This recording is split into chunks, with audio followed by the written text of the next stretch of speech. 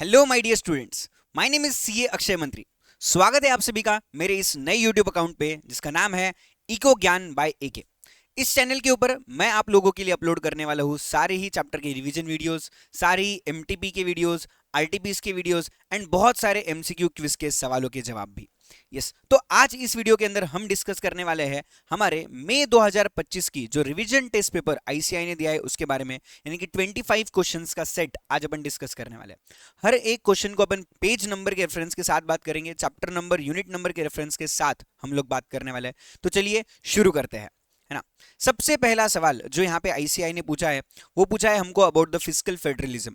अभी fiscal federalism ये जो पॉइंट है, ये पॉइंट आईसीआई ने चैप्टर नंबर 7 के यूनिट नंबर 1 पे दिया है, that is on page number 7.11, है ना। तो क्या बोलता है हम लोग डिस्कस करते हैं।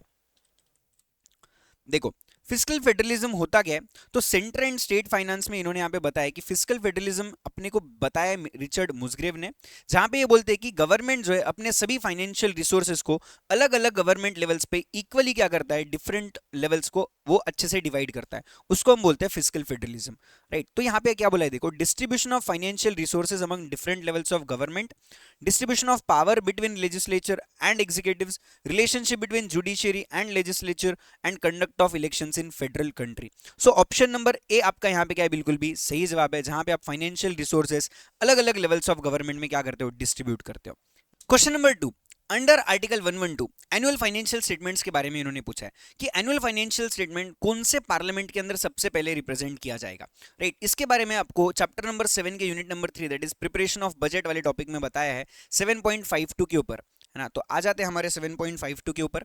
देखो क्या बोला है कि बजट जो है वो वैसे तो दोनों ही पार्लियामेंट्स के सामने आपको रखना पड़ता है, बट सबसे पहले अपने को जो है वो रखना है हमारे लोकसभा के अंदर। यहाँ पे इन्होंने बोला है कि laid before the both houses, but first अपने को उसको रखना है हमारे जो लोकसभा है उसके सामने।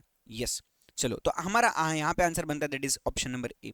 Next, which of the following is not a function of NITI Aayog. Sir सबसे पहले पॉइंट नीति आयोग दिया कहां पे, चैप्टर नंबर 10 के अंदर आपको 10.16 पेज नंबर पे नीति आयोग के बारे में आपको देखने को मिलने वाला है। पेज नंबर 10.16 के ऊपर नीति आयोग के फंक्शंस के बारे में अपने को दिया है। देखो, तो मेजर ऑब्जेक्टिव क्या है नीति आयोग का, कि spur innovative thinking by objective experts, cooperative federalism, think tank और फोस्टर कोऑपरेटिव फेडरलिज्म। यस, ये तीनों उनके काम है। तो सर उनका काम क्या नहीं है, देखो ऑप्शन नंबर ए पॉलिसी बनाना उनका काम है ना। कोऑपरेटिव फेडरलिज्म प्रमोट करना ये भी उनका काम है, और गवर्नमेंट के लिए serving as a think tank करना ये भी उनका काम है। तो ऑप्शन नंबर बी ये उनका काम नहीं है, that is allocation of financial resources to states. तो ऑप्शन नंबर बी यहाँ पे सही बनता है। नेक्स्ट, सर गवर्नमेंट जो है वो आपको ऑफर करता है एक मिनिमम सपोर्ट प्राइस जिसको अपन बोलते हैं, दैट इज एमएसपी जिसको बोला जाता है। ओके सर, एमएसपी मतलब क्या हो गया है, that is your support price, जहां पे गवर्नमेंट ऑफर कर रहा है कि हम कम से कम इस प्राइस में तो फार्मर से क्या करेंगे, उनका आउटपुट खरीदने वाले हैं। चैप्टर नंबर 7, चैप्टर नंबर 10 और ग्लोसरी के अंदर भी आपको ये पॉइंट बोला है ना। Next, sir price in collusive oligopoly कैसे डिसाइड होता है। सर कोलिजिव ओलिगोपोली के बारे में चैप्टर नंबर 4 के यूनिट नंबर 3 में आपको दिया है ना। तो वहां पे यहाँ पे आईसीआई आपको बताती है कि कोलिजिव ओलिगोपोली होता क्या है। कोलिजिव ओलिगोपोली मतलब क्या, जहां पे कुछ फर्म्स एक जगह आते हैं एक ओलिगोपोली मार्केट के अंदर, और एक कॉमन अंडरस्टैंडिंग के साथ में वो सब लोग मिलके क्या करने वाले, एक्ट करेंगे। जैसे कि वो लोग जो है अपनी प्राइस डिसाइड कर सकते हैं, आउटपुट डिसाइड कर सकते हैं, फिर दोनों भी डिसाइड कर सकते हैं, उसको अपन क्या बोलते हैं, collusive oligopoly. Sir collusive oligopoly के अंदर प्राइस कौन डिसाइड करेगा, तो सर जो भी प्राइस लीडर होगा ना वो यहाँ पे प्राइस डिसाइड करने का क्या करता है, काम करता है, right. Next question, distinction between selling cost and production cost. Yes, ये डिस्टिंक्शन जो है वो हमारे चैम्बरलिन ने बताया। एग्जैक्टली आप अगर ये नाम ढूंढने जाओगे तो मॉड्यूल में आपको कहीं दिखेगा नहीं, है ना। तो चैम्बरलिन ये आपको नाम याद रखना है, आरटीपी में आया मतलब एग्जाम में भी आ ही सकता है। Yes, next question, which one of the following is not an internal economies of scale. Sir internal economies के बारे में चैप्टर नंबर 3 के यूनिट नंबर 2 में इन्होंने बोला है कि इंटरनल इकोनॉमीज होती क्या है। सर इंटरनल इकोनॉमीज और एक्सटर्नल इकोनॉमीज के बारे में अपन यहाँ पे पढ़ते हैं, जहां पे अपने को समझता है कि लॉन्ग रन के ऊपर ये लोग क्या कर सकते हैं, अफेक्ट कर सकते हैं, है ना। सर इंटरनल इकोनॉमीज के बारे में हमने technical economies and dis economies के बारे में पढ़ा है, managerial economies and dis economies है, commercial economies and dis economies है। ओके, नेक्स्ट आपका फाइनेंशियल एंड रिस्क बियरिंग है। तो ये सारी economies and dis economies internal part में आपके लिए आती है, ये हमने सीखी है। ओके, तो देखते हैं यहाँ पे क्या बोल रहा है कि सर कौन सा इंटरनल नहीं है, तो टेक्निकल है, फाइनेंशियल है, मार्केटिंग है। तो economies due to localization of industries ये इंटरनल इकोनॉमीज का पार्ट नहीं है, तो option number C is correct. Next question बहुत ही इंपॉर्टेंट है, अच्छा यहाँ पे इन्होंने पूछा है, देखो, the share of tax born by the seller will be larger. कोई भी सेलर कब कौन से सिचुएशन में ज्यादा से ज्यादा टैक्स बियर करने की बात करने वाला है या बियर करने वाला है। देखो, डिमांड से ये चैप्टर पूछा गया है सवाल। डिमांड के अंदर दो चीजें होती है, एक होता है आपका इलास्टिक डिमांड और एक होता है आपका इन इलास्टिक डिमांड। अभी इलास्टिक डिमांड और इन इलास्टिक डिमांड क्या है? इलास्टिक डिमांड मतलब ऐसा डिमांड जहां पे आप प्राइस अगर थोड़ी सी भी बदल दो तो डिमांड पे ज्यादा असर पड़ेगा, और इन इलास्टिक मतलब क्या, जहां पे प्राइस अगर थोड़ी सी बढ़ भी जाए तो डिमांड पे ऐसा उतना असर नहीं पड़ेगा, थोड़ा बहुत पड़ेगा बट ज्यादा नहीं पड़ेगा, है ना। तो कोई भी सेलर कौन से सिचुएशन में टैक्स का शेयर ज्यादा बॉर्न करने के लिए रेडी हो जाएगा? देखो, इन इलास्टिक अगर प्रोडक्ट है उसकी प्राइस अब अगर आप बढ़ा भी देते हो ना तो लोगों को ऐसा कुछ फर्क नहीं पड़ता है, लोग उनकी डिमांड में ज्यादा चेंजेस नहीं करेंगे। लेकिन इलास्टिक की अगर आप प्राइस बढ़ा दोगे तो लोगों की डिमांड में अच्छा खासा फर्क पड़ेगा। तो इसलिए कोई भी सेलर जो गुड्स की डिमांड इलास्टिक होती है ना, उनका टैक्स बियर करने के लिए रेडी हो जाएगा, है ना। तो यहाँ पे इलास्टिक या इनइलास्टिक के सारे पॉइंट्स आपके नहीं आते हैं, या इलास्टिसिटी ऑफ सप्लाई भी कुछ काम का नहीं है। So option number C is correct, जहां पे demand for the product has greater elasticity, ये पॉइंट अपने को बता रहा है ना। Next question that is chapter number 1 के यूनिट नंबर 1 से पूछा है कि कौन सा इकोनॉमिक्स जो है वो आपके वेलफेयर प्रपोजिशन की बात कर रहा है, तो वो होता है आपका नॉर्मेटिव इकोनॉमिक्स, है ना। Next chapter number 4 unit number 3 से पूछा है कि access capacity is not found under, access capacity आपको कहां पे दिखाई नहीं देगा, है ना। तो देखो, चार मार्केट के टाइप्स अपन ने समझे, monopoly, monopolistic, perfect competition and oligopoly. Monopoly, monopolistic and oligopoly, यहाँ पे ना आपके पास में हमेशा प्रोडक्शन का स्कोप अवेलेबल है, आप कभी भी आपका 100% यूटिलाइजेशन नहीं करते हो। लेकिन परफेक्ट कॉम्पिटिशन ऐसा मार्केट है जहां पे आप 100% यूटिलाइजेशन कर लेते हो, पूरा का पूरा जितना भी कैपेसिटी हो यूटिलाइज कर लेते हो, तो आपके पास एक्सेस कैपेसिटी बचता नहीं है। तो ऑप्शन नंबर सी यहां पे आपका सही बन जाता है ना। Question number 11, information technology bubble burst, जिसको अपन आईटी बबल बस्ट भी बोला जाता है, चैप्टर नंबर 5 से सवाल पूछा है। पेज नंबर 5.8 के ऊपर आपको दिखाई देगा कि ये किसका एग्जांपल है सर, तो ये एग्जांपल है आपके बिजनेस साइकिल का, है ना। Yes. Next sir, what is the limitation of consumer surplus? Consumer surplus ये पॉइंट हमने चैप्टर नंबर 2 के यूनिट नंबर 2 में पढ़ा है, जिसको अपन बोलते हैं that is MU minus price, यानी कि price you are ready to pay and price you have actually paid, इन दोनों का जो डिफरेंस है उसको अपन क्या बोलते हैं? कंज्यूमर सरप्लस बोलते हैं। सर कंज्यूमर सरप्लस के लिमिटेशंस क्या है? जितने भी लिमिटेशंस यूटिलिटी के वो सारे ही इसके बन जाते हैं, क्योंकि हम यहाँ पे MU का यूज करते हैं for the calculation of consumer surplus.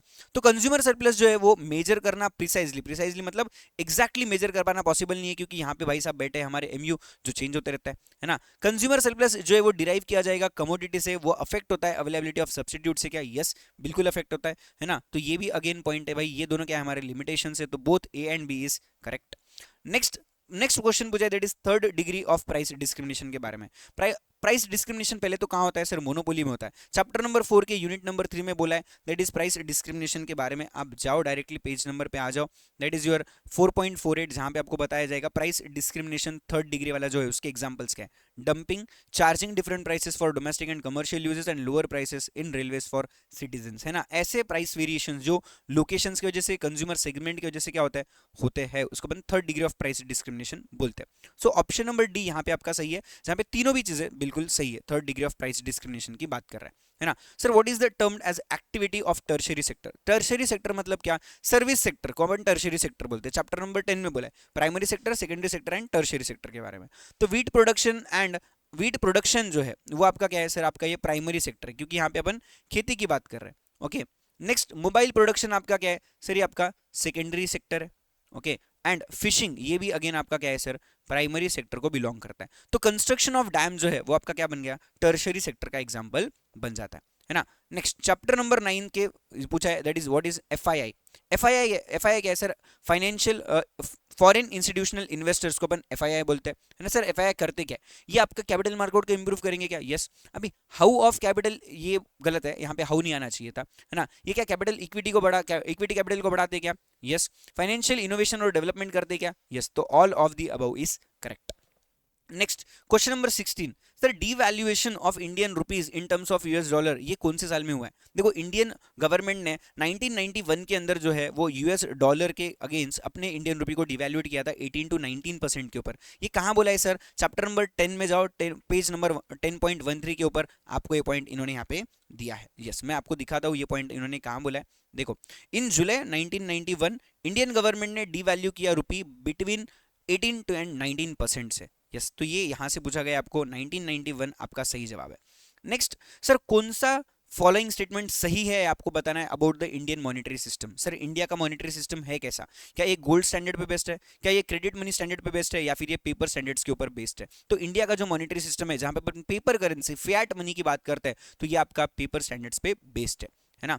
Next again chapter number 8 के यूनिट नंबर 2 से, that is money supply. Sir money supply होता क्या है? मनी सप्लाई का मतलब है कि टोटल वॉल्यूम ऑफ मनी जो लोगों के पास में अवेलेबल है एट अ पर्टिकुलर टाइम के ऊपर एक कंट्री के अंदर, उसके अपन क्या बोलते हैं? Money supply. देखो मनी सप्लाई ये अगेन एक स्टॉक कॉन्सेप्ट है, फ्लो कॉन्सेप्ट है क्या? नहीं, ये एक बार कैलकुलेट किया जाएगा वही होता है, ये चेंज नहीं होता है ना। सो ये over a period of time वाला पॉइंट नहीं है, ये क्या है? ये एक पर्टिकुलर टाइम का पॉइंट है। सो ऑप्शन नंबर सी यहाँ पे आपका बिल्कुल भी सही बन जाता है। नेक्स्ट क्वेश्चन नंबर 19 पूछा है, what is the which of the following statement is about the credit creation bye banks. Sir credit creation, credit multiplier क्या होता है? ये चैप्टर नंबर 8 के यूनिट नंबर 3 में बताया है कि नहीं। सर क्रेडिट क्रिएशन कैसे होगा? जो भी बैंक के पास में टोटल डिपॉजिट्स आते हैं उसके अकॉर्डिंगली बैंक क्या करता है? क्रेडिट क्रिएशंस करता है।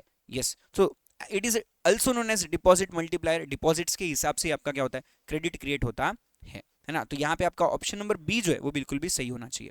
Next sir what is the quantity demanded of money? Quantity demanded of money rises. Sir quantity demanded मतलब sir again chapter number 8 unit number 1 जो मनी डिमांड कॉन्सेप्ट है उसके बारे में अपने को यहाँ पे पूछा है कि मनी डिमांड बढ़ेगा कब। सर मनी डिमांड कब बढ़ेगा ये यहाँ पे इन्होंने बोला नहीं है, बट इन्होंने ये बोला है कि मनी डिमांड कम कब होगा। कॉन्ट्रोवर्सी है तो वाइस वर्सा कर लेंगे। देखो higher the interest rate higher would be the opportunity cost of holding cash and lower the demand for money. मतलब जब इंटरेस्ट रेट ज्यादा होंगे तो लोग अपने पास में पैसा कम रखेंगे और बैंक में पैसा ज्यादा रखेंगे, राइट। इसका उल्टा कर देते हैं कि इंटरेस्ट रेट अगर मार्केट में कम हो जाएंगे, बैंक में कम हो जाएंगे तो लोग अपने पास में ज्यादा पैसा रखेंगे, है ना। तो मनी डिमांड क्या हो जाएगा?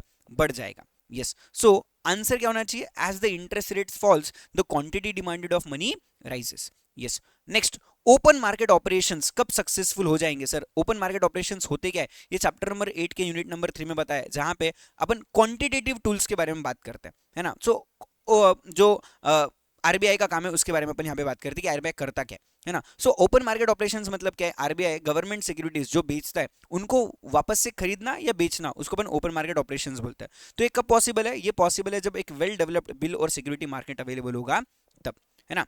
Next question 22 according to Keynes inflationary gap कब होता है? इन्फ्लेशनरी गैप कब होता है ये आपको बोला है चैप्टर नंबर 6 के यूनिट नंबर 2 में, पेज नंबर है आपका 6.46 जहां पे आपको ये सवाल देखने को मिलेगा, है ना। सीधा सीधा स्टेटमेंट दिया है, देखो excess demand gives rise to the inflationary gap. Yes, तो यहाँ पे आपका ऑप्शन नंबर बी जो है बिल्कुल भी करेक्ट है। आई होप आप लोगों को ये वीडियो पसंद आ रहा है। आप चैनल पे नए हो, पहला ही हमारा वीडियो है तो जल्दी से जाके चैनल को सब्सक्राइब करो, वीडियो को लाइक करो, अपने सभी सीए फ्रेंड्स के साथ में ये जो वीडियो है उनको शेयर करो, उनको भी आरटीपी के सभी क्वेश्चंस का एक्सप्लेनेशन कौन से पेज से आया है, मॉड्यूल के हर एक पॉइंट से रिलेट करके अपन बता रहे हैं, तो उनको भी ये वीडियो शेयर करो, उनको भी पढ़ाई में बहुत ज़्यादा हेल्प होने वाली है। और आने वाले अगले टाइम के अंदर मैं ऐसे ही सेम हर एक पेज नंबर के रेफरेंस के साथ में, हर एक पेज के साथ में आपको बताऊंगा about the model test papers जो आईसीएआई ने 10 मॉडल टेस्ट पेपर्स आपके लिए पब्लिश किए, उसको भी मैं सॉल्व करने वाला हूं। उनके भी वीडियोस आपके लिए यहाँ पे अवेलेबल होंगे। चैनल को सब्सक्राइब करो और अपना जो बेल आइकॉन है उसको दबाना बिल्कुल भी मत भूलो, राइट। आ जाते question number 23, effect of inflation on the price competitiveness of a country product में B offset bye.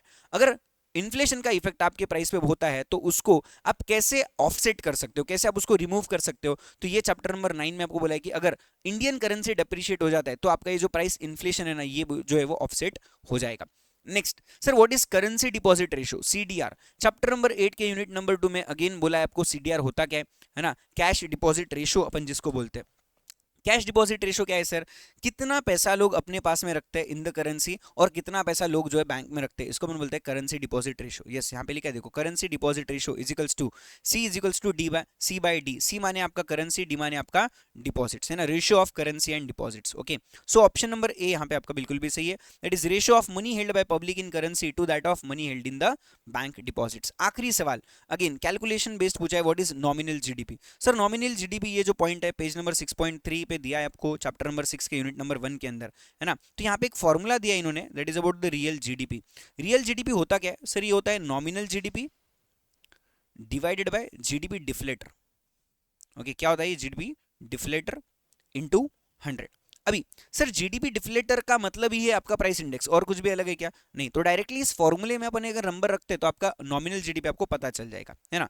Real GDP question में दिया है 450, जीडीपी डिफ्लेटर यानी कि प्राइस इंडेक्स आपका दिया है 120, है ना। और इसको डिवाइड कर देंगे 100 से सब इज इक्वल्स टू के इधर लेके आ रहे अपन, ओके, तो आपको यहाँ पे मिल जाएगा आपका नॉमिनल जीडीपी।